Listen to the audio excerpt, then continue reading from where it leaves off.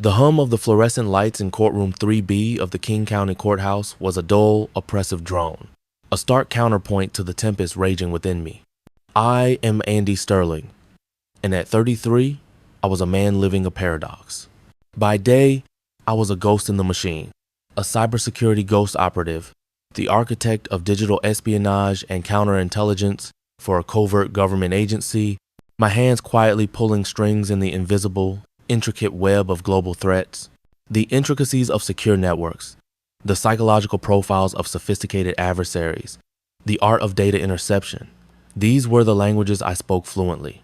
My workspace, a labyrinth of servers and screens deep within a fortified, undisclosed facility, was my sanctuary, a place where logic reigned supreme and emotional noise was a weakness to be purged. By night, or what was left of it, I was simply Dad to Leo, my bright-eyed 12-year-old, and Ella, my spirited 9-year-old, their laughter the only genuine melody left in my fractured world. We lived in a quiet, unassuming suburb of Seattle, a sanctuary that, until recently, I'd believed was impenetrable. Across the sterile oak table, Serafina, my soon-to-be ex-wife, sat poised, her features a mask of aggrieved innocence.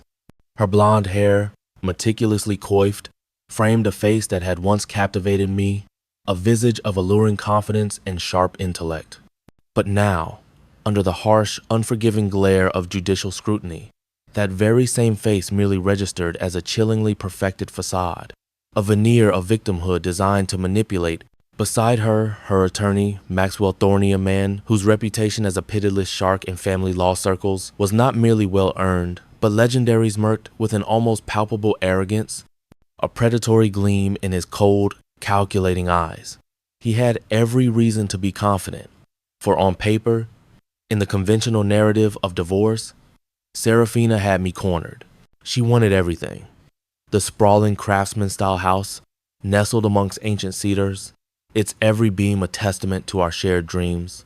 She wanted the lion's share of my meticulously built savings, years of disciplined investment now dangled as a prize. She demanded a crippling amount of alimony, a perpetual financial tether to a past I desperately needed to sever.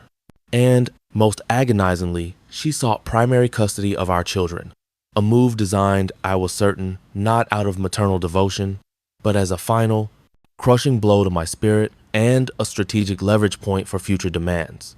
Her narrative, spun with practiced ease and refined by Thorne's legal prowess, painted me as an absent, emotionally detached workaholic, too consumed by my mysterious, unnamed profession to be a fit parent. And, for the casual observer, for the judge, for anyone who didn't know the depths of my reality, it was a tragically convincing performance. But Thorne, with all his sharp suits and sharper rhetoric, and more importantly, Serafina, with her perfected tears and feigned fragility, had no idea about the true nature of my profession or the profound, almost existential training it had etched into my very being. They didn't know that my work wasn't just a job. It was a mindset, a way of life that had honed my senses to an almost preternatural degree. I specialized in unraveling the most complex digital conspiracies, in mapping hidden networks of deceit that span continents, in anticipating the moves of adversaries who believed themselves invisible, cloaked in layers of encryption and obfuscation. My analytical mind, accustomed to sifting through terabytes of fragmented data to construct a cohesive picture of truth, a narrative built on irrefutable facts, had been meticulously, brutally applied to the unraveling of my own personal life. And what I had found, what I held locked away in the fortress of my knowledge, was far more damning, far more sinister than simple infidelity. It was a calculated, cold-blooded plot, a betrayal that went to the very core of who I was and who I was fighting to protect. Our marriage had once been a vibrant tapestry, woven with threads of shared dreams and a fierce, undeniable passion that felt like a force of nature. I had met Serafina during my early days in the agency, before the layers of secrecy and the weight of my responsibilities had fully calcified around my soul, before the world of shadows had truly claimed me.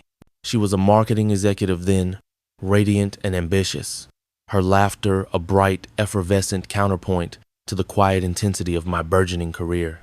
We fell in love with a whirlwind intensity, marrying within a year, swept away by the intoxicating promise of a perfect future, a future that seemed to stretch out, boundless and bright, before us. Leo and Ella followed, two sparkling jewels, their arrival deepening the bond, adding new dimensions of joy and purpose to a life that seemed, for a time, utterly charmed, almost too perfect to be real. But as my career deepened, as the demands of my highly classified work grew more consuming, as the threats I tracked became more insidious and pervasive, a subtle, almost imperceptible shift began in our home. The late nights I spent tracking state-sponsored hackers or dismantling global crime syndicates became less about patriotic duty and more about a quiet, desperate escape from a growing emptiness in my personal life. Serafina, once understanding and supportive, grew increasingly distant, her own ambition seeming to swell, to dwarf our shared life, to eclipse the very notion of partnership. Our conversations became clipped, perfunctory, devoid of genuine connection. The spontaneity that had once defined us, the easy laughter and shared dreams, withered, replaced by a rigid schedule of obligations and thinly veiled resentments that hummed beneath the surface of polite conversation. She began traveling more frequently for work, her phone a constant, vibrating companion she guarded with an almost religious fervor, its screen often turned away from my gaze. Her excuses for her increasing unavailability, for the unfamiliar, luxurious expenses that began appearing on our joint accounts, for the subtle, almost imperceptible scent of another man's expensive cologne that occasionally clung to her clothes, grew increasingly elaborate, increasingly brittle, like a house of cards built on shifting sand. "You're paranoid, Andy," she'd sigh, her voice laced with a weary exasperation that was more dismissive than empathetic. Whenever I dared to voice a nascent concern, a fleeting doubt that flickered into my conscious thought. "It's your job, isn't it? Always looking for enemies. You're bringing that darkness home." Her words were a chilling echo of the very sentiment my old handler, a grizzled veteran named Miller, used to warn us about in training. The enemy thinks they have the advantage. You intend to change that. But don't let the job consume you, Sterling. The lines can blur. Serafina was right in one sense. My profession had made me suspicious, by nature, a default setting for survival in a world of deception. But what she failed to understand was that it had also trained me to recognize the subtle cadences of a lie, the almost imperceptible tell of a carefully constructed deception, the telltale flicker in the eyes of a person hiding something profound. My gut, honed by years of deciphering complex patterns of human behavior, screamed that something was profoundly wrong, a discordant note in the symphony of our lives. The turning point came 6 months ago. I was embedded deep within a highly sensitive operation, remotely coordinating a multi-agency takedown of a sophisticated dark web network responsible for horrific child exploitation. The hours were brutal, stretched thin across time zones, the stakes unimaginably high. The images I saw burned into my memory. I hadn't seen my children in weeks, communicating only through heavily encrypted video calls, their innocent, loving faces, a painful reminder of the life I was fighting, quite literally, to preserve. Serafina's calls grew even less frequent, her voice colder, more abstracted, her answers evasive. Then, a single, innocuous detail snagged in my subconscious like a burr on a wool jacket. A casual mention during a brief, stilted conversation that she was taking the kids to her mother's place in Richmond, Virginia, for the weekend. "Bad reception there," she'd added, almost as an afterthought, a hurried addendum to avoid further conversation. Her mother, bless her heart, lived in the very heart of downtown Richmond, a bustling urban center. The reception there was, notoriously, perfect. That was the spark, the tiny, almost invisible thread that, to my trained eye, began to unravel the entire tapestry of lies she had meticulously woven. My gut, honed by years of deciphering complex patterns of deception, screamed that something was profoundly, terrifyingly wrong. I remembered Miller's gruff, wise words. "Trust your instincts, Sterling. They're usually smarter than your logic, especially when it comes to the human element." I didn't act immediately. I couldn't. My mission, my oath, took precedence. The lives of vulnerable children depended on my focus. But a new, intensely personal operation began to form in the tactical theater of my mind, a parallel mission that would run concurrently with my official duties. 3 days later, with the dark web network dismantled and the perpetrators apprehended, their digital empires in ruins, Miller offered me a much-needed leave. "Go home, Sterling," he'd urged, his voice gruff but kind, recognizing the toll the recent operation had taken. "You've earned it. Spend time with your family." "I need to prepare first, sir," I responded, my voice flat, devoid of emotion, concealing the maelstrom brewing beneath the surface of my carefully maintained calm. The enemy thinks they have the advantage. I intend to change that. Every advantage, every detail, my family is not a vulnerability. Instead of returning home directly, I flew to a discreet, agency-vetted safe house in a neighboring state, a nondescript suburban rental with high-speed internet and secure comms. From there, I initiated my own, highly personal counterintelligence operation. I leveraged my skills not for national security, but for the security of my own fragile, crumbling world. Months earlier, as our marriage began its slow, agonizing death spiral, a nascent suspicion, a flicker of doubt, had led me to install a series of undetectable, military-grade security devices throughout our home. Not just discrete cameras hidden in smoke detectors and alarm clocks, but sophisticated network sniffers that captured every byte of data, acoustic sensors that picked up whispers, and environmental monitors that tracked patterns of occupancy. I had justified it to myself as a general security measure, given the nature of my work, a prudent precaution against external threats from those who might try to leverage my personal life against my professional one. Now, it was repurposed, redirected, aimed squarely at the very heart of my personal life, a grim, necessary task. I meticulously reviewed the raw data streams, filtering out the noise, searching for anomalies in the vast sea of information. The initial findings were subtle, almost too subtle for an untrained eye.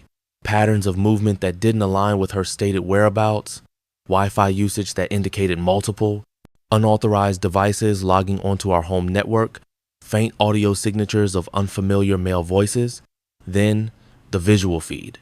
The high-definition feed from the bedroom camera, its existence known only to me, a silent, invisible witness.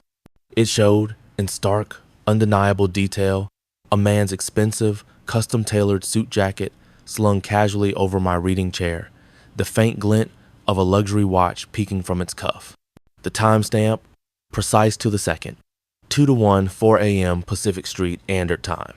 My stomach churned, a cold dread seeping into my veins.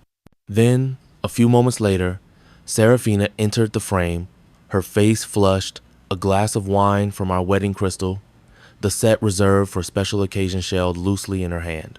Beside her, a man I had never seen before.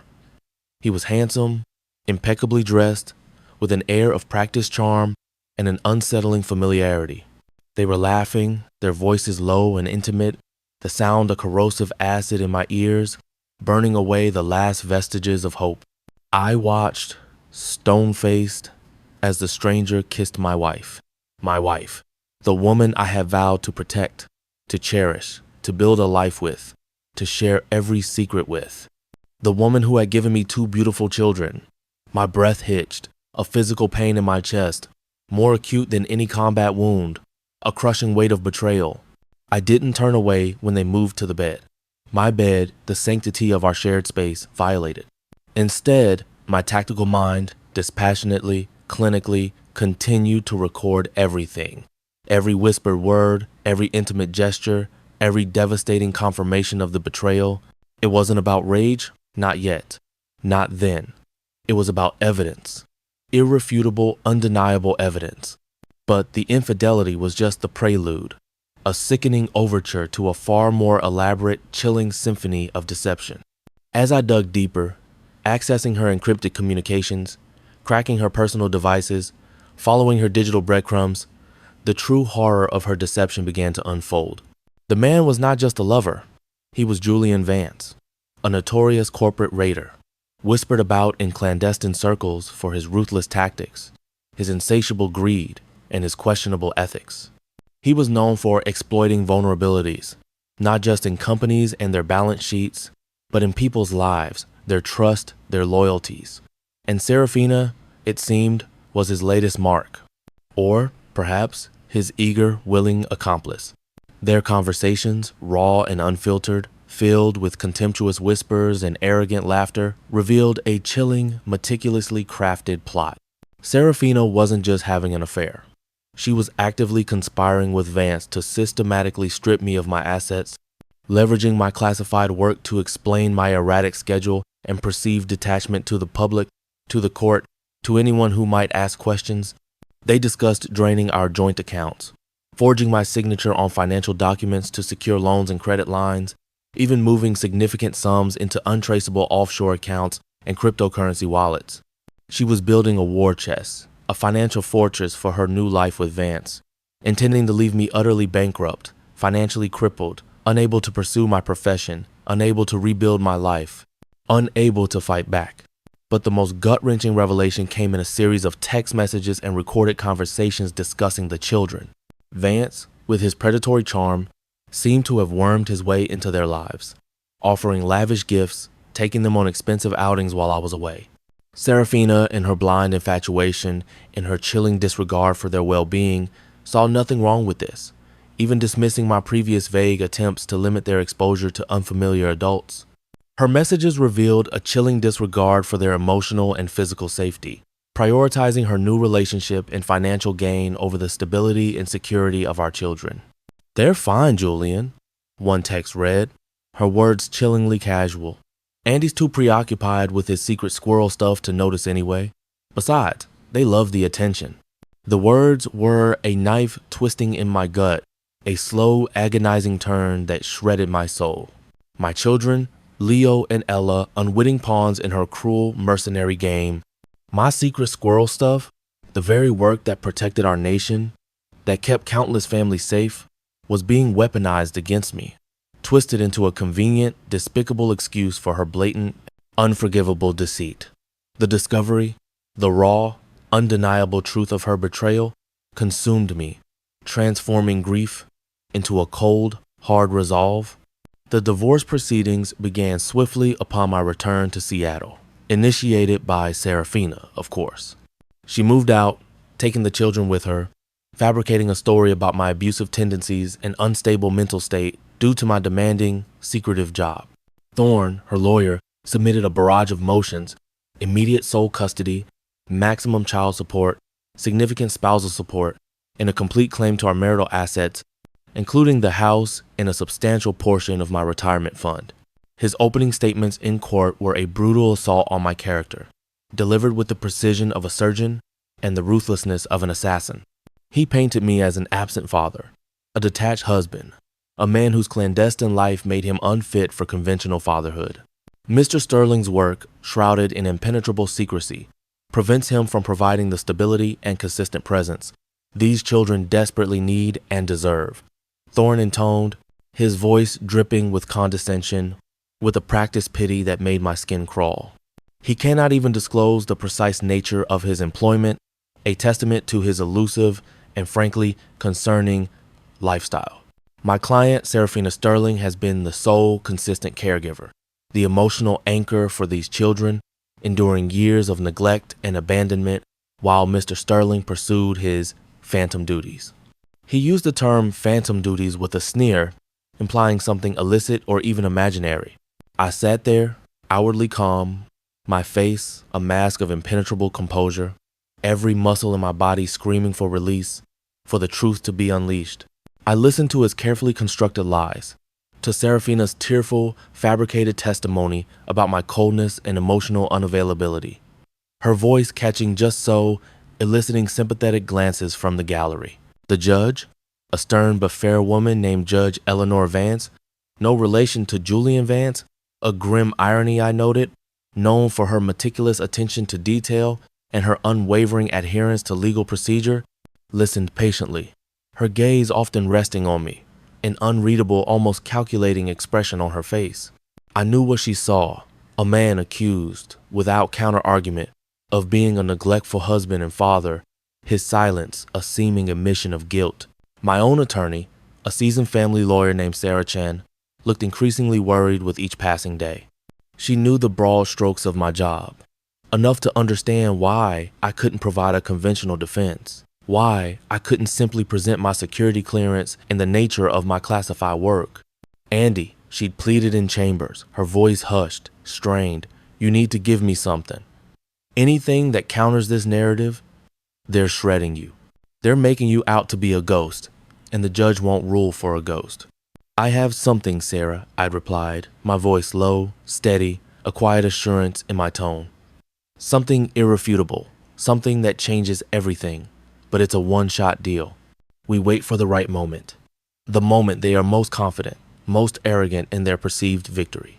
I had withheld the true depth and nature of my evidence, even from her, knowing the sheer magnitude of it would be almost unbelievable without the perfect context, the perfect, dramatic delivery. It was a calculated risk, but one born of necessity and a lifetime of strategic thinking.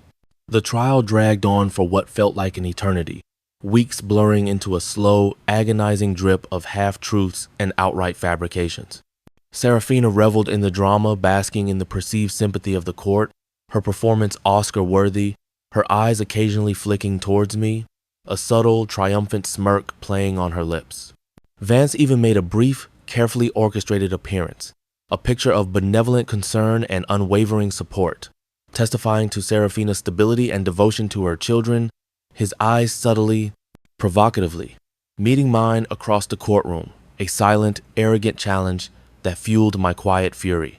I felt a surge of primal rage but suppressed it, a controlled burn beneath my skin, my gaze unwavering, my face a mask of impenetrable calm, waiting. Finally, the day of closing arguments arrived, the culmination of weeks of emotional torment. Thorne delivered a scathing summation, his voice echoing with righteous indignation, filling the courtroom with his carefully crafted lies. He painted Serafina as a wronged woman, a devoted mother, seeking only justice and the protection of her children from a detached, shadowy figure. He ended with a flourish, demanding full custody, the house, and a financial settlement that would have left me utterly bankrupt, stripped of my dignity, unable to pursue my profession, unable to rebuild my life, unable to fight back. This court, he concluded, his voice booming, must protect this loving mother and her innocent children from a life of uncertainty and neglect. Then it was our turn. Sarah, visibly nervous, her hands clutching her notes, began her closing statement, her voice lacking the practiced gravitas of Thorne's. She focused on my love for the children, on my quiet dedication, hinting at the classified nature of my work as a source of national service, not dereliction. But it was a weak defense, a mere whisper against the avalanche of Thorne's accusations. She wrapped up, her shoulders slumping slightly, resigned to what seemed like an inevitable defeat. As she concluded, I leaned over, a small black USB drive, no larger than my thumb, clutched in my palm, feeling like a live wire. Your Honor, I addressed the judge, my voice cutting through the hushed courtroom, steady and resonant, carrying the weight of unvarnished truth. If I may, before my attorney rests, I have one final piece of evidence, a single document, or rather a compilation, that I believe will shed a different light on this case, a light that cannot be denied. Thorne immediately shot to his feet, his face contorted in a sneer of disbelief and indignation. Objection, Your Honor, this is highly irregular. Mr. Sterling has had ample opportunity to present evidence. This is a clear attempt at a last-minute theatrical stunt designed to prejudice the court and prolong these proceedings unnecessarily. His voice was loud, agitated, his usual composure cracking. I assure the court, Mr. Thorne, I said, my gaze fixed on the judge, my voice unwavering, unyielding. This is no stunt. It is the unadulterated truth, a culmination of months of meticulous data collection.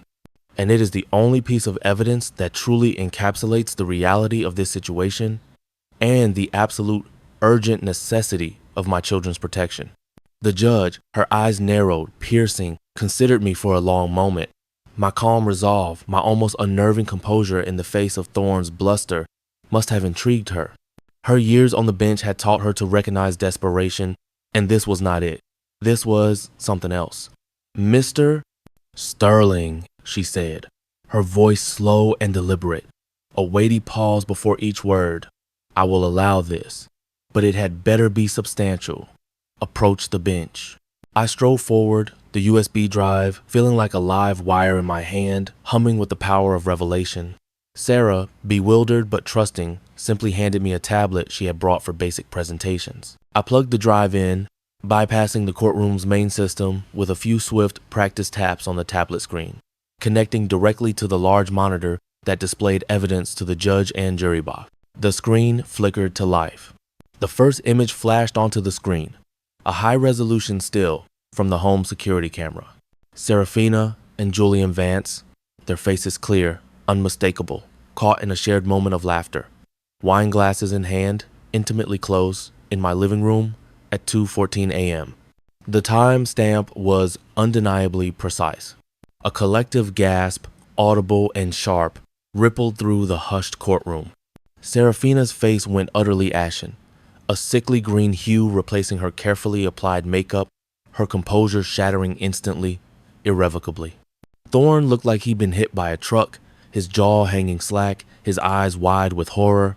Exhibit A, I continued, my voice measured, unperturbed by the sudden explosion of murmurs, irrefutable proof of marital infidelity captured within our marital residence, directly contradicting Miss Sterling's sworn testimony regarding her whereabouts and conduct. Next, the screen transitioned, smoothly, professionally, to a series of intercepted financial transactions. Dates, amounts, account numbers, routing information, all laid bare. Large sums, methodically siphoned from our joint accounts into various shell corporations and offshore entities in the Cayman Islands and Switzerland, all linked directly to Julian Vance and his known aliases. The paper trail, digital and undeniable, unfolded before the court's horrified gaze. Exhibit B, I stated, my voice now laced with a cold, precise anger that pierced through the court's shocked silence. A comprehensive forensic analysis detailing the systematic embezzlement and attempted grand larceny against marital assets, meticulously orchestrated by Miss Sterling and Mr. Julian Vance, leveraging fraudulent documents and deceptive financial maneuvers. The air in the courtroom grew thick with tension, with the palpable weight of impending doom. The judge's expression, previously stern but neutral, hardened into one of cold, righteous fury. She leaned forward, her eyes blazing as she took in the damning figures, her hand gripping her pen. The gravity of the situation was no longer about a divorce. It was about outright criminality. Then came the audio. A recording, crystal clear, unedited, of Serafina and Vance discussing the plan. Not just the money, but how to discredit me, how to ensure I lost everything, how to isolate me from my children. Serafina's voice, devoid of warmth, chillingly detached as she agreed to Vance's increasingly disturbing suggestions. And then, the most gut-wrenching part, Vance suggesting ways to manipulate Leo and Ella against me, to use them as leverage, to turn them into unwilling participants in their scheme. They'll be easy, Vance's voice sneered in the recording. Kids are easily swayed by gifts. We'll make sure they blame Andy for everything. And Serafina's chillingly casual agreement, exactly.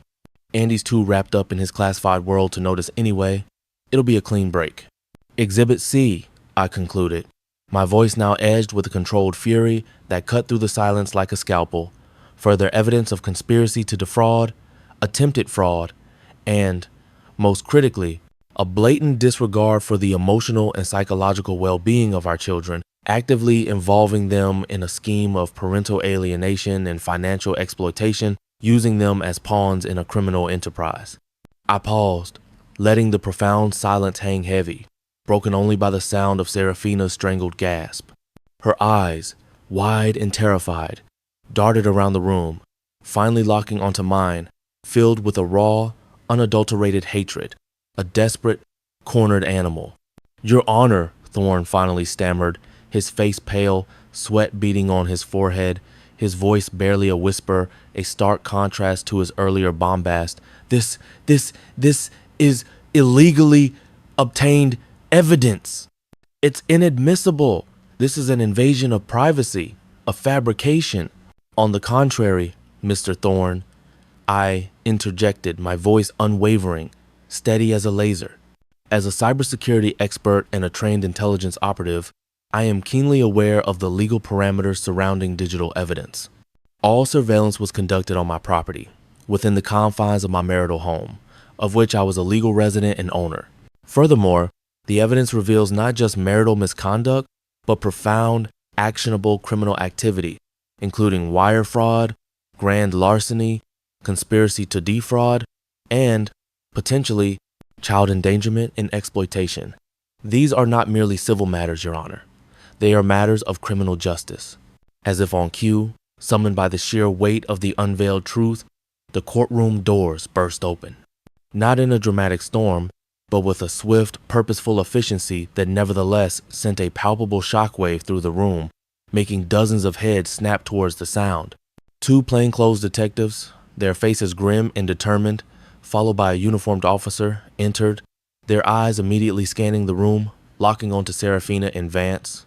One of them, a stern-faced woman with an air of unyielding authority, held up a badge. "Detective Ramirez, Seattle PD," she announced, her voice calm but commanding, cutting through the stunned silence. "We have an active warrant for the arrest of Serafina Sterling and Julian Vance on charges of wire fraud, grand larceny, and conspiracy to commit child endangerment. We've been following Mr. Sterling's lead based on preliminary, classified information he provided to our cybercrimes unit months ago. This court evidence simply sealed the deal, confirming every detail we had previously collected." Serafina let out a choked cry, a strangled, primal sound, her face contorting in a mixture of terror and disbelief, her perfect facade utterly shattered. Vance, who had been sitting smugly in the gallery, his face now a mask of pure panic, tried to melt into the crowd, to slip away unnoticed. But the uniformed officer moved with a speed and precision that belied his size, blocking his exit, his hand firmly on Vance's shoulder. "You knew!" Serafina shrieked, her voice raw, guttural, pointing a trembling, accusatory finger at me, tears streaming down her face, no longer feigned but genuine, born of fear. "You set me up, you bastard, you monster!" "No, Serafina," I said, my voice quiet, almost mournful, the raw, unvarnished emotion finally breaking through my carefully maintained composure. "You set yourself up. I just documented it. Every step of the way." The judge, her face a thundercloud of controlled fury, her gavel hitting the desk with a sharp, resounding crack, restored order, though her voice vibrated with undisguised contempt for the accused. "Order! Order in the court! Detective, proceed with the arrests. As for this divorce case, given the overwhelming, compelling, and utterly damning evidence of criminal activity presented by Mr. Price Sterling, corroborated by the Seattle Police Department, the petition for divorce is granted with immediate effect. Custody of the minor children, Leo and Ella Sterling, is hereby awarded solely to Mr. Andy Sterling with all rights, responsibilities, and decision-making authority. All claims for spousal support and shared marital assets by Ms. Sterling are denied. Furthermore, a permanent restraining order is issued, prohibiting Ms. Sterling from any contact, direct or indirect, with Mr. Sterling or the children, save for what is arranged through the court and supervised by a legal guardian, pending the absolute and final outcome of the criminal investigation." Her gaze, as she pronounced the final sentence, was chillingly direct, a complete dismissal of Serafina's very existence. As Serafina was led away in handcuffs, her carefully constructed facade utterly crumbled, replaced by raw, screaming fury, then desperate, tearful pleas that faded into the hallway. I watched impassively. Vance, too, was apprehended, his arrogant smirk replaced by a look of stunned disbelief and utter defeat, as the handcuffs clicked into place behind his back. The courtroom, once a stage for her deceit, had become the scene of her complete and utter downfall, a swift and brutal act of justice. In the days and weeks that followed, the legal and emotional cleanup was immense, a monumental task of sifting through the wreckage. The criminal investigation moved swiftly, fueled by the comprehensive digital evidence I had provided and the police's own parallel findings. The intricate web of Vance's corporate fraud and Serafina's complicity unraveled, revealing a pattern of manipulation and exploitation that extended far beyond my own case. Ensnaring other victims, they faced multiple severe charges, and the evidence I had meticulously collected corroborated by the detective's own parallel investigation, was unassailable, ensuring their prolonged incarceration. Life with Leo and Ella began anew. The initial shock for them was profound, a jarring shift in their young, carefully constructed worlds. It was difficult to explain the depths of their mother's betrayal, to reconcile the seemingly loving parent they thought they knew with the person who had so casually endangered their lives and their future. But I was honest, to the extent that I could be, protecting them from the most graphic, disturbing details, but emphasizing the importance of truth, trust, and the unyielding strength of our new, smaller but stronger family unit. We started family therapy, a safe, compassionate space for them to process their anger, their confusion, their profound sense of loss, and to begin the long, arduous journey of healing. Their therapist, Dr. Evelyn Reed, a kind, wise woman with empathetic eyes, became another anchor for us. My agency was, understandably, concerned by the public exposure of my methods, even if indirectly. The incident drew unwanted attention, a spotlight on the usually shadowy world I inhabited. But Miller, my steadfast mentor, defended me fiercely in the clandestine internal reviews. Sterling's actions, while unorthodox and born of intensely personal necessity, ultimately served a greater good, leading to the apprehension of a highly dangerous individual who was actively preying on innocent families and engaging in large-scale fraud. His intel was impeccable, his methods sound, and his loyalty to family, a testament to his character. My career remarkably emerged not just intact, but with a new, unspoken respect from my peers, a quiet acknowledgement of the brutal, personal battle I had fought and won. I was no longer just a cybersecurity ghost. I was a man who had faced the enemy in his own home and emerged victorious, protecting his family with the same unwavering dedication he gave to his country.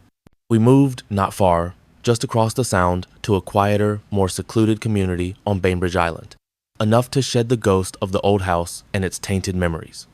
Our new home, smaller and cozier, nestled among towering fir trees, felt truly ours, a fresh start. I scaled back my work, transitioning to a less demanding advisory role within the agency, prioritizing my children, finding a healthier, more sustainable balance between duty and fatherhood.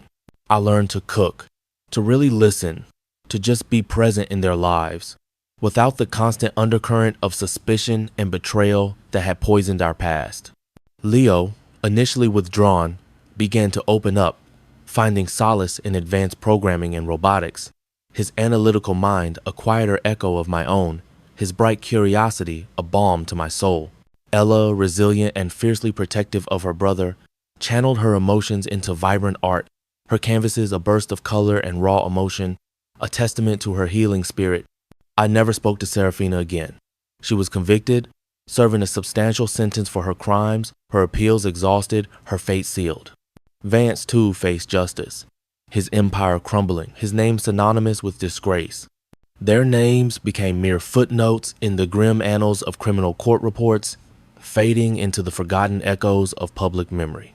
The silence from them was, finally, the truest peace, a calm that settled deep within my bones, a quiet victory. Through this harrowing journey, I learned that betrayal, however profound, does not have to define you. It is a wound, yes, deep and painful, leaving indelible scars. But it is also a crucible, forging an inner strength you never knew you possessed. I had believed myself impenetrable, a fortress of logic and skill, capable of defending against any external threat. But the greatest threat had come from within, from the very person I had vowed to protect, from the heart of my own home. The true lesson was not just about protecting data or national secrets or even financial assets. It was about protecting the soul, the sanctity of family, the inherent trust that forms the bedrock of our lives. It was about facing the most painful truths, even when they came from the ones you loved, and rising above them. The paper I handed the judge that day wasn't just evidence of a crime. It was a testament to truth, to accountability, and to the unwavering, ferocious love a father has for his children.